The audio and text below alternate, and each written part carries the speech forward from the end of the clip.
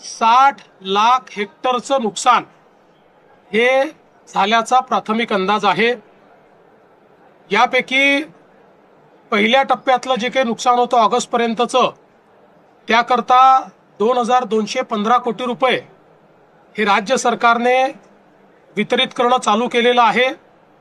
KYCचे जी काही अट होती ती शिथिल करून ॲग्रिस्टॅकच्या रेकॉर्डप्रमाणेच हे पैसे देण्याचा आम्ही निर्णय घेतलेला आहे आणि त्या संदर्भातली कारवाई आम्ही सुरू केलेली आहे। असाही निर्णय करण्यात आलेला आहे की आता पुढच्या 2-3 दिवसात असल्यामुळे योग्य प्रकारचं असेसमेंट घेता येत नव्हतं आणि म्हणून त्यांना अधिकचा वेळ आपण दिलाय। पुढच्या 2-3 दिवसात ती पोहोचेल।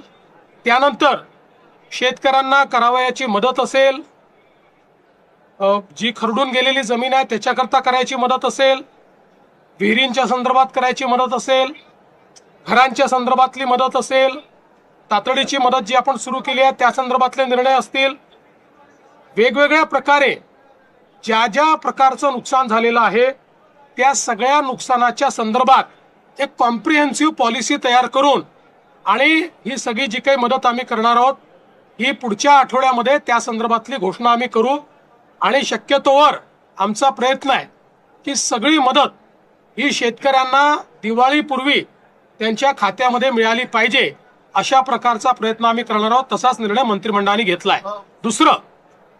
दुसरं मंत्रिमंडळाने हाही निर्णय घेतलेला आहे, सातत्याने ओला दुष्काळाची मागणी होत असते पण मॅन्युअलमध्ये ओला दुष्काळ कुठेही नाही, आजपर्यंत कधी ओला दुष्काळ जाहीर झालेला नाही। तथापि आम्ही हा निर्णय घेतला की ज्यावेळी दुष्काळ पडतो त्यावेळी ज्या ज्या उपाययोजना आणि सवलती आपण देतो त्या सगळ्या सवलती आता यालाही म्हणजे दुष्काळ त्याला टंचाई म्हणतो आपण, तशाच प्रकारची दुष्काळी टंचाई पडली आहे असं त्या सगळ्या सवलती याही वेळी लागू करण्याचा निर्णय हा राज्याच्या मंत्रिमंडळाने घेतलेला आहे।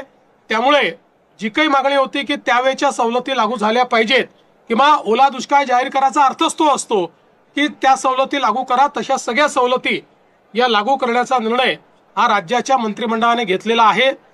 मी आज यापेक्षा अधिक सांगणार नाही, कारण आता ही सगळी नुकसानाची आकडेवारी जमा होते, ती पूर्ण जमा पुढच्या 2-3-4 दिवसात होईल आणि जसं मी सांगितलं लवकरात लवकर पण कुठल्याही परिस्थितीत पुढच्या आठवड्याच्या आत आपल्याला या संदर्भातली जी काही मी शिंदेसाहेब आणि अजितदादा आम्ही बसून या संदर्भातला निर्णय घेणार। एक सर्वंकष कॅन्सर सेवा policy, comprehensive cancer care policy ही आपण तयार केलेली आहे। या कॅन्सर केअर पॉलिसीच्या माध्यमातून राज्यातल्या सगळ्या जिल्ह्यांना कॅन्सरचा उपचार हा उपलब्ध राहायला पाहिजे अशा प्रकारची याची रचना करण्यात आलेली आहे। याच्यामध्ये L1 apex centre, L2 centre आणि L3 सेंटर याचं जाळं आपण तयार करतो आहोत, जेणेकरून कोणालाही कॅन्सर सारख्या या बिमारीची ट्रीटमेंट मिळण्याकरता त्यांच्या जिल्ह्यामध्येच जवळपास महत्त्वाच्या गोष्टी उपलब्ध असतील। काहींना काही गोष्टींकरता L2 सेंटरला काही ठिकाणी जावं लागेल, पण याच्यामुळे खूप मोठ्या प्रमाणात कॅन्सर जे काही रोगनिदान आणि त्याच्यावर उपचार आहेत त्याची सुलभता आणि त्याची कॉस्ट कमी करणं हा याच्या पाठीमागचा उद्देश आहे। हे देखील राज्याच्या करणार आहोत। आज राज्याने आपली GCC पॉलिसी ही देखील या ठिकाणी मान्य केलेली आहे। GCC म्हणजे ग्लोबल कॉम्पिटिटिव्ह सेंटर। या GCC मध्ये आपल्याला त्या ठिकाणी मोठ्या प्रमाणात गुंतवणूक येणार आहे आणि ही जी काही गुंतवणूक येणार आहे ती गुंतवणूक महाराष्ट्रामध्ये आपण कॅप्चर करायची ग्लोबल कॅपेबिलिटी सेंटरमध्ये, अशा प्रकारचा आपला प्रयत्न आहे।